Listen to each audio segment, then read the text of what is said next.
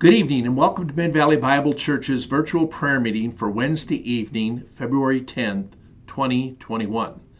My name is Doug Hornock and I'm the pastor at Mid-Valley Bible Church.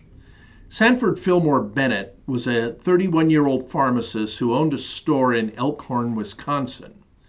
One morning in 1868, he was filling prescriptions in the store and handling the sales when his good friend Joseph Webster entered the store.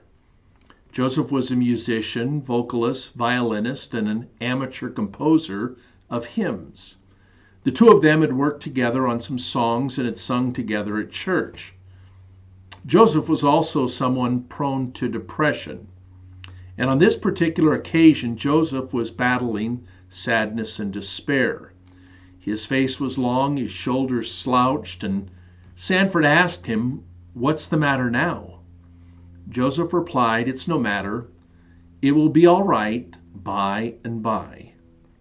Upon hearing that, Sanford had an idea for a hymn. And so he immediately left the counter unattended, went to the back of the store, sat at his desk, and began writing feverishly. And by his own testimony, he said that the words came almost instantly. Customers came into the store and he ignored them.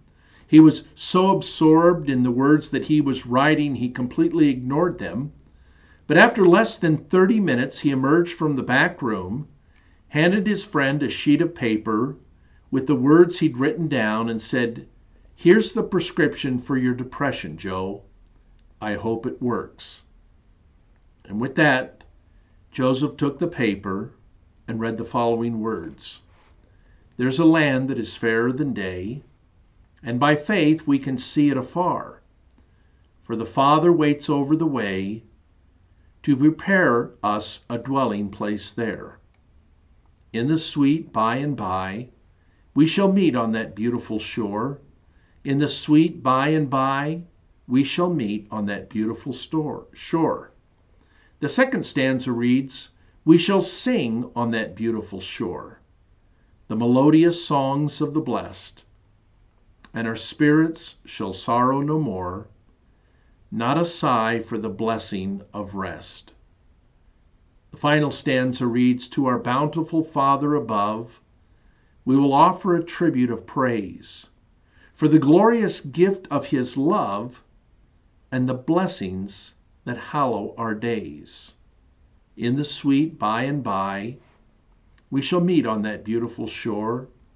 In the sweet by and by, we shall meet on that beautiful shore." Now the story doesn't end there. Joseph's spirits were immediately lifted by the words that he'd read. And as I said, he was a musician. And he jotted down some notes and then picked up his violin and he played the melody that he'd written for that song a couple of times. And then Sanford, who wrote the words for his friend, sang the song. One of the men in the store that day was a man named R.R. Crosby. And he said, "Gentlemen, I've never heard that song before, but it is immortal." And he was right. And you and I, for now more than 100 years, have been singing that wonderfully encouraging song that was written in less than 30 minutes in a drugstore in Wisconsin. Now, I don't have to tell you this evening that we are living in difficult times. And it seems that things are only getting worse. And it's easy to become discouraged and to lose heart and to battle depression and despair. And one of the best prescriptions for depression and despair is to focus our attention on the glorious future that is ours. Because Sanford was right. There is a land that is fairer than day.